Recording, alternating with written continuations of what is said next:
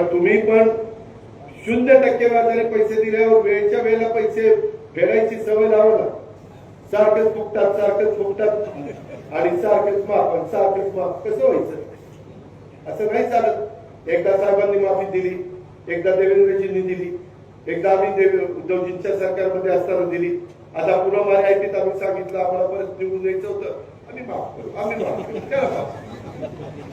लोक काय म्हणतात तुम्ही सांगितलं मग त्याच्यावर जे शब्द ते करताना आज काही 1000 कोटी रुपये लागणार आहेत पण त्याला त्या बँकेवर पण परिणाम झाला. लोक भरायलाच तयार नाही.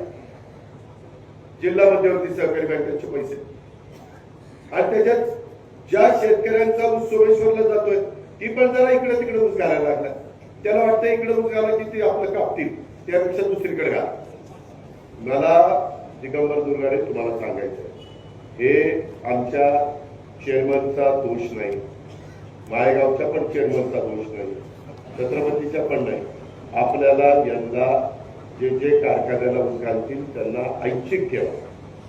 त्याचं कर्ज वसूल करायचं नाही ते ऐच्छिक ठेवा. तर माझे शेतकरी त्यांच्या कारखान्यात ऊस घालतील. आम्ही तुम्हाला विनंती करतो, आम्ही आता डायरेक्टर नाही पण विनंती तर करू शकतो. तेवढी आमची विनंती ऐका.